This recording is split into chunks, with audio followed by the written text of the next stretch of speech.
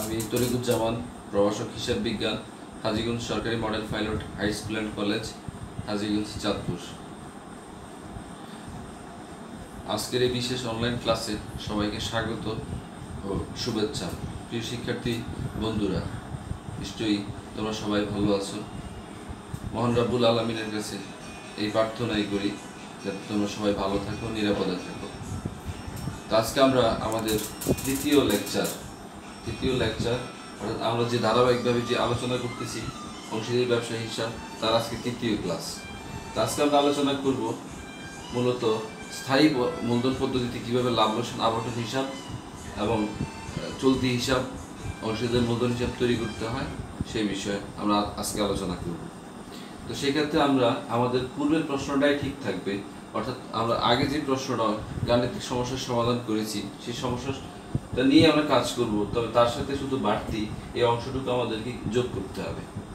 সেটা হচ্ছে আলফার চলতি হিসাব ক্রেডিট ব্যালেন্স 3000 টাকা, বিটার চলতি হিসাব ডেবিট ব্যালেন্স 2500 টাকা, গামার চলতি হিসাব ডেবিট ব্যালেন্স 2000 টাকা, এবং বলা আছে চলতি হিসাবের উপর 5% সুদ ধার্য করতে হবে।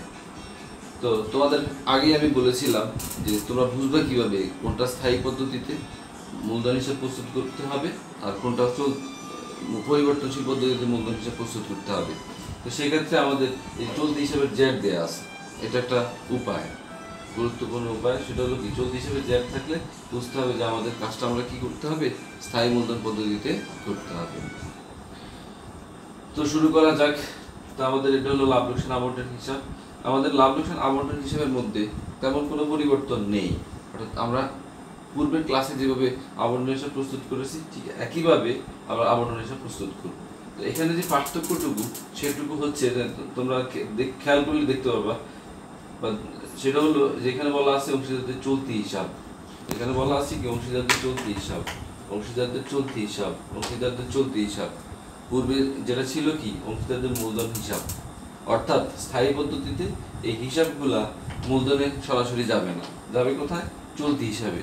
সেই কারণে এই সবগুলার শিরোনাম আমরা কি লিখবো, চলতি হিসাব। তবে আগের মতোই ঋণের সুদ, সেক্ষেত্রে ঋণের সুদটা কিন্তু ঋণ হিসাবে যাবে, অর্থাৎ ঋণের সুদটা কিন্তু কোনোভাবেই চলতি হিসাবে বা মূলধন হিসাবে যাবে না। তো সেক্ষেত্রে আমাদের হিসাবটা আগের মতোই, অর্থাৎ নিট লাভ, আমাদের যেহেতু নিট লাভ আছে, নিট লাভ 45,500 টাকা আমরা ক্রেডিট পাশে লিখবো। উত্তোলনের সুদ 260, 180, 138 টাকা, সেটা আমাদের আগের মতোই, অর্থাৎ আলফা প্রতি মাসের শুরুতে 800 টাকা উত্তোলন করে, তো সেক্ষেত্রে 5% সুদ, 800 টাকার 5% 40 টাকা, 6.5 মাসে 260 টাকা। বিটা 600 টাকা উত্তোলন করে, 600 টাকা 5% 30 টাকা, 6 মাস হলো 180 টাকা। গামা হচ্ছে 138 টাকা। তো এক্ষেত্রে হচ্ছে কি, শুধু আমাদের যে কাজটা করতে হবে সেটা হচ্ছে কি, আমাদের এই যে চলতি হিসাবের উপরে সুদ, এই সুদটা আমাদের এখানে অন্তর্ভুক্ত করতে হবে। যেহেতু এখানে দুই ধরনের ব্যালেন্স আছে, একটা হচ্ছে ডেবিট ব্যালেন্স আর একটা হচ্ছে ক্রেডিট ব্যালেন্স। তো আমরা ডেবিট ব্যালেন্সের সুদটা ক্রেডিট পাশে লিখবো এবং ক্রেডিট ব্যালেন্সের সুদটা ডেবিট পাশে লিখবো।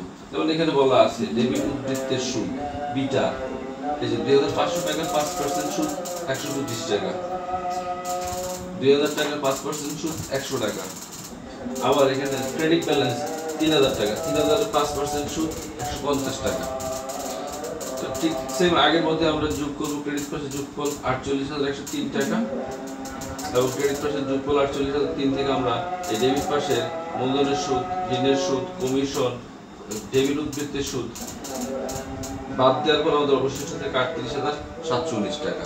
এবং আগের মধ্যেই আমরা 6 ভাগের 3 টাকাটা 6 দিয়ে ভাগ 3 দিয়ে গুণ 19,360 টাকা পাবে আলফা, 6 দিয়ে ভাগ 3 দিয়ে গুণ 12,930 টাকা পাবে বিটা, 6 দিয়ে ভাগ 1 দিয়ে গুণ না দিলেও হবে 6,453 টাকা পাবে গামা।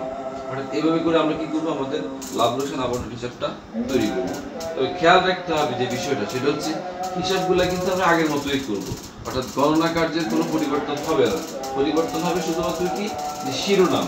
এখন আমরা শিরোনামে কি লিখবো, অংশীদারদের চলতি হিসাব লিখবো, যেটা আমরা পরিবর্তনশীল মূলধন পদ্ধতিতে পূর্বের ক্লাসে লিখছিলাম। কি লিখছিলাম আমরা লিখছিলাম মূলধন হিসাব লিখছিলাম, অর্থাৎ সমস্ত আইটেমগুলো যেগুলো মূলধন হিসাবে যেত সেগুলো এখন মূলধন হিসাবে সরাসরি যাবে না, যাবে কোথায়, পরিবর্তন চলতি হিসাবে। অর্থাৎ এক্ষেত্রে বোঝা যাচ্ছে যে আমাদের সরাসরি মূলধনের কোনো পরিবর্তন হবে না। যেহেতু পরিবর্তন হয় না, মূলধনের কোনো পরিবর্তন হয় না, মূলধনটা ঠিক থাকে, স্থায়ী থাকে, স্থির থাকে, এই কারণে এই পদ্ধতিকে বলা হয় স্থায়ী মূলধন পদ্ধতি। তো ঠিক আমরা এভাবে করে আমরা লাভ লোকসান আবরণ হিসাবটা প্রস্তুত করব। এরপর আমরা যেটা করবো সেটা হচ্ছে মূলধন হিসাব এবং চলতি হিসাব। তো আমরা শুরু করি, আমরা কিভাবে মূলধন হিসাবটা তৈরি করতে পারি সেটা আমরা তোমাদেরকে এখন দেখিয়ে দিচ্ছি। প্রিয় শিক্ষার্থী বন্ধুরা, চলো আমরা দেখে নিই কীভাবে আমরা স্থায়ী মূলধন পদ্ধতিতে অংশীদারদের মূলধন হিসাব প্রস্তুত করতে পারি। তো যেটা তোমাদের মনে রাখতে হবে সেটা হচ্ছে যে মূলধন হিসাব স্থায়ী থাকবে, স্থির থাকবে, এর কোনোভাবে পরিবর্তন করা যাবে না। ঠিক আছে, সরাসরি মূলধনের সাথে আমরা কোনো বিষয় সমন্বয় করতে পারবো না। অর্থাৎ মূলধন হিসেবে শুধুমাত্র মূলধনের টাকাগুলোই আসবে, অন্য কোনো টাকা, অন্য কোনো হিসাব আসবে না। তাহলে শুরুতে আমরা পূর্ব যেভাবে আমরা অংশীদারদের মূলধন হিসাব প্রস্তুত করছি ঠিক একইভাবে প্রথমে আমরা প্রারম্ভিক জেল লিখবো। 2019 জানুয়ারি 1 ব্যালেন্স বিডি আলফা 60,000 টাকা, বিটা 40,000 টাকা, গামা 30,000 টাকা। এবং এখানে অতিরিক্ত মূলধন আছে, অতিরিক্ত মূলধন থাকলে সেটা মূলধন হিসেবে আসবে, তবে মূলধন ছাড়া অন্য কোনো বিষয় মূলধন হিসেবে আসবে না। তো জুলাইয়ের 1 তারিখ অতিরিক্ত মূলধন আমরা জানি যে আমরা নগদান হিসেবে লিখতে হয়। তো নগদান হিসাব গামার 10,000 টাকা। আমাদের মূলধন হিসেবের কাজ এতটুকুই। এখন আমরা জেল নির্ণয় করব আগের মতোই। তাহলে ক্রেডিট পাস যোগ করব 60,000, 40,000, 40,000 টাকা। যোগফল আবার ডেবিট পাশে নিয়ে আসবো 60,000, 40,000, 40,000 টাকা। যেহেতু এখানে কোনো টাকাই নাই, সুতরাং বিয়োগফল 60,000 টাকাই আসবে। জের 60,000 টাকা, 40,000 টাকা, গামার 40,000 টাকা। এবং এটা হবে কি সমাপনী জের বা ব্যালেন্স সিডি। এই ব্যালেন্স সিডি আবার 20 সালের পরের বছরের 1 তারিখ ব্যালেন্স বিডি হয়ে চলে আসবে। ঠিক আছে, এভাবে করে আমরা স্থায়ী মূলধন পদ্ধতিতে অংশীদারদের মূলধন হিসাব প্রস্তুত করতে পারি। চলো প্রিয় শিক্ষার্থী বন্ধুরা, আমরা এবার অংশীদারদের চলতি হিসাব কিভাবে প্রস্তুত করতে হয় সেটা একটু দেখে নিই। এখানে অঙ্কের চলতি হিসাবটা করা আছে, আমরা একটু দেখি কিভাবে আমরা চলতি হিসাবটা করা হয়। তো শুরুতে যে কাজটা করতে হবে সেটা হচ্ছে যদি ব্যালেন্স দেওয়া থাকে ব্যালেন্সগুলো আমরা লিখবো। যেমন এখানে 2টা ডেবিট ব্যালেন্স এবং একটা ক্রেডিট ব্যালেন্স। ডেবিট ব্যালেন্সটা আমরা ডেবিট পাশে লিখবো ব্যালেন্স বিডি নামে, এবং ক্রেডিট ব্যালেন্সটা ক্রেডিট পাশে লিখবো ব্যালেন্স বিডি নামে। তার পরবর্তীতে আমাদের যে কাজ করতে হবে সেটা হচ্ছে, দেখো খুব সহজেই আমরা যদি বলি সেটা হচ্ছে এই যে আমরা মূলধন হিসাব যেভাবে করতাম ঠিক একইভাবে কিন্তু আমরা এই চলতি হিসাবটাও করব। অর্থাৎ আবন্টন হিসাবে, লাভ লোকসান আবন্টন হিসাবে যে সকল আইটেম ডেবিট পাশের যে সকল আইটেম মূলধন হিসাবে ক্রেডিট পাশে যেত, ঠিক একইভাবে সেই আইটেমগুলো এখন চলতি হিসাবে ক্রেডিট পাশে যাবে। অর্থাৎ যেমন এখানে বলা আছে যে মূলধনের সুদ, কমিশন, ক্রেডিট উদ্বৃত্তের সুদ। অর্থাৎ ক্রেডিট উদ্বৃত্ত বলতে এই যেখানে চলতি হিসেবে ক্রেডিট উদ্বৃত্তের সুদ মুনাফার অংশ। তো এগুলো আমরা কোথায় লিখতাম? আমরা পরিবর্তনশীল মূলধন পদ্ধতিতে মূলধনের সাথে আমরা কি করতাম? সমন্বয় করতাম, অর্থাৎ মূলধন হিসেবে ক্রেডিট পাশে লিখতাম। তো এখন আমরা স্থায়ী মূলধন পদ্ধতিতে এগুলো মূলধন হিসেবে লিখবো না, কোথায় লিখবো? আমরা এগুলো চলতি হিসেবে ক্রেডিট পাশে লিখবো। একইভাবে আবার আবন্টন হিসেবে, লাভ লোকসান আবন্টন হিসেবে ক্রেডিট পাশে যে আইটেমগুলো ছিল, যেমন পণ্য উত্তোলন ছিল, উত্তোলনের সুদ ছিল, ডেবিট উদ্বৃত্তের সুদ ছিল। ডেবিট উদ্বৃত্ত বলতে চলতি হিসেবে ডেবিট উদ্বৃত্তের সুদ। ওই আইটেমগুলো আমরা কি করব? আমরা চলতি হিসেবে ডেবিট পাশে লিখব। খুব সহজ করে যদি বলি এই যে মূলধন হিসাবের শুধু মূলধন ব্যতীত অন্যান্য আইটেমগুলো আমরা কোথায় নিয়ে আসবো? একইভাবে আমরা সেগুলো আমরা কোথায় নিয়ে আসবো? অংশীদারদের চলতি হিসাবে নিয়ে আসবো। অর্থাৎ মূলধন ব্যতীত অন্যান্য সকল হিসাবগুলা একটা বিশেষ হিসাবের মাধ্যমে দেখানো হয়, সেটাকে বলা হয় অংশীদারদের চলতি হিসাব। ঠিক একইভাবে আমরা আবার দেখব যে পাশ বড় সেই পাশ যোগ করব। যেমন এখানে দেখা যাচ্ছে যে আমাদের আলফার ক্রেডিট পাশ বড়, ক্রেডিট পাশ যোগ করলাম 37,510 টাকা, 37,510 টাকা লিখলাম, এবং এখান থেকে 9,600,260 বিয়োগ করব। বিয়োগ করার পর অবশিষ্ট থাকে 27,650 টাকা। এটা আমরা ব্যালেন্স সিডি নামে লিখবো একইভাবে আগের মতোই। মূলধন হিসাব আমরা পরিবর্তনশীল মূলধন হিসাবে যেভাবে করতাম ঠিক একইভাবে এখানেও লিখবো। একইভাবে আমরা দেখলাম যে বিটারও আমাদের ক্রেডিট প্লাস বড়, আমরা ক্রেডিট প্লাস যোগ করলাম, যোগ করে যোগফলটা ডেবিট পাশে নিয়ে আসলাম এবং এগুলো বিয়োগ করলাম। 2500, 7200, 1080, 125 বিয়োগ করার পর আমাদের থাকে কত? 3901 টাকা। এটা হলো ব্যালেন্স সিডি। এবং ব্যালেন্স সিডি কিন্তু আমরা একবারই লিখবো, বারবার লিখবো।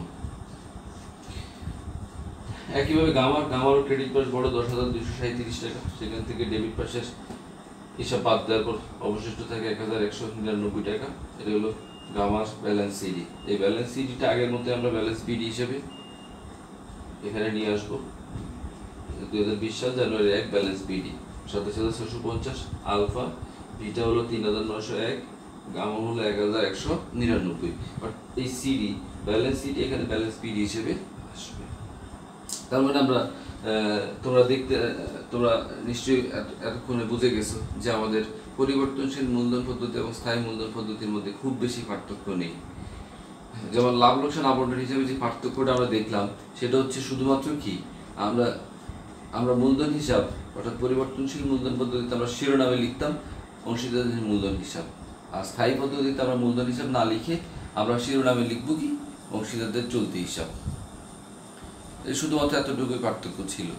আর মূলধন হিসেবে যেটা করতাম আমরা অর্থাৎ লাভ লোকসান আবন্টন হিসেবে পরিবর্তনশীল মূলধন পদ্ধতিতে লাভ লোকসান আবন্টন হিসেবে সমন্বয় হিসাবগুলো আমরা কি করতাম? আমরা মূলধনের সাথে সমন্বয় করতাম, অর্থাৎ মূলধন হিসেবে স্থানান্তর করতাম। কিন্তু স্থায়ী মূলধন পদ্ধতিতে আমরা সেটা মূলধন হিসেবে স্থানান্তর না করে চলতি হিসেবে স্থানান্তর করব।